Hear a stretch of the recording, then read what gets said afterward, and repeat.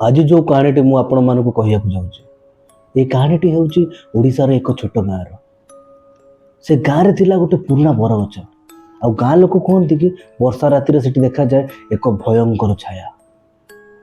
हठात दिन राति गोटे पिला से रास्तार जाऊला आपर ता सह जहाँ घटिला से कथा शुणिले आपणकर शरीर कंपी उठ।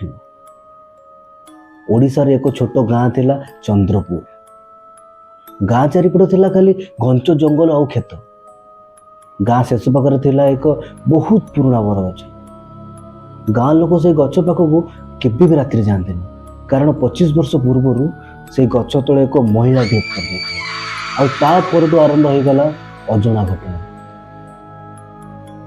जे कौन से लोक भी रास्ता राति जाऊे गोटे अजଣା चित्कार शुभुला। देखा जाउथला कि धोला साड़ी पिंधुवा एक महिला। से चंद्रपुर गाँव रे राजू बोली गोटे 20 वर्षर पिला थिला। राजू बहुत ही साहसी थिला। से भूत पिशाच उपर जमार भी विश्वास कर नथिला। ता सांग माने ताको बहुत थर कहिथिले राजू से गछ पाखु राति केबे भी जीवनी। किंतु राजू सब बेला हसी कहउथला कि जो जिनस को मुझे जो आखिरे देखिनी से सब को मु विश्वास करेनी। गोटे दिन राति भयंकर वर्षा आरंभ हो गला। आकाश में बिजुली पवन बहुत जोर से होता। ठीक से समय राजू बजार घर को फेरुला। टाइम से राति 10टा ही सारी घर को जावाई ताकू से बर गछ को पार करिया पड़ुला। वर्षा पाई रास्ता रे केही भी नथिले। रास्ता पूरा सुनसान थिला। खाली घड़घड़ी और बिजुली शब्द राजू मन टिके डर सृष्टि कर। राजू जेते बड़े से बरगछ पाखक पहुंचला हठात से शुणिला कि कहार गोटे कांदिबार शब्द।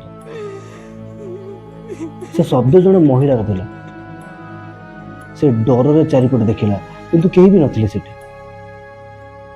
हठात बिजुली मारला और बिजुली हल्का आलोर से देखिला कि से बरगछ तले धोला साड़ी पिंधि जड़े स्त्री लोक ठिया हेतिला। ताको देखिकी राजूर हार्टबीट बढ़िया लगिला। राजू धीरे धीरे पछू गला। से स्त्री लोक भी धीरे धीरे राजू आड़ आसुले। हठात आउ थे बिजुली मारला और राजू देखिला कि से स्त्री लोकर मुह ही नथिला, थिला केवल कला आखि। हठात से स्त्री लोक राजू कहला राजू राजू आउ गोटे मुहूर्त बेटे न रही दौड़िया को आरंभ कला।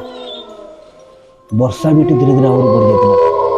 बहुत कष्ट से घर पहुंचला और घरे पहुंचे ता कबाट को बंद करदेला।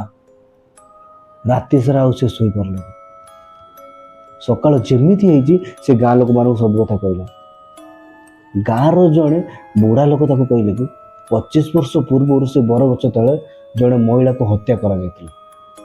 ता परठू तार ही आत्मा सेठी घुरी बुलुची। ए कहानीटी एबे भी शेष होइनी। जदि आपण माने कहानी पार्ट 2 जानिया चाहते ताहले कमेंट बॉक्स रे पार्ट 2 लिखि कमेंट करंतु। रहिली जय जगन्नाथ।